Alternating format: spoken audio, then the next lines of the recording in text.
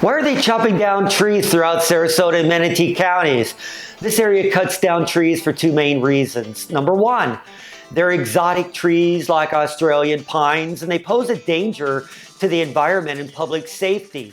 Two, they're too close to power lines, risking outages during storms. The trees around power lines should have been removed decades ago instead of disfiguring them. Australian pines, on the other hand, are fast-growing, brittle trees that damage the shoreline and pose liability risks, a reality that supersedes the shade they provide.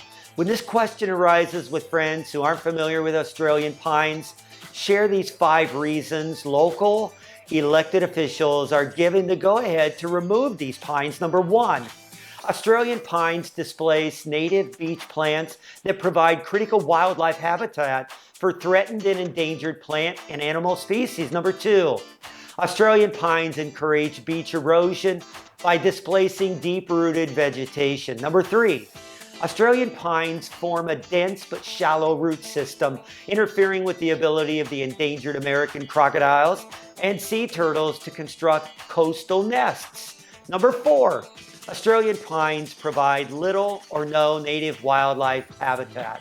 And number 5, Australian pines create unnecessary liability concerns for municipalities, as these pines are susceptible to snapping in storms with higher winds. And now you know the rest of the story. Before planting your own trees, talk with the experts at the local extension office. They aren't going to try to sell you anything. They will share pros and cons for your property site. 2 examples. More Florida property owners are removing the oaks in their yard. Chances are their property insurer has warned them to remove the tree or trees or lose coverage. Perhaps during the last storm, it freaked them out with how close their massive oak came to toppling onto their home. My second example is queen palms that are recently susceptible to disease. I was forced to remove the 4 queen palms at my own home, and nearly every friend with a queen palm has also removed one or all of them.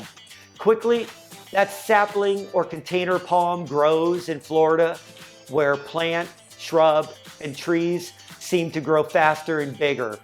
That gorgeous and massive oak shading your house becomes a giant dread during a storm. And to remove a towering oak will run about $5,000 or more. With some trees, you have to learn to say goodbye. If you're interested in more lifestyle, neighborhood, and FAQ videos, subscribe to our growing Sarasota Lifestyle YouTube channel. We do offer great information, and it's straight from the source with a whole lot of experience behind it. Thank you.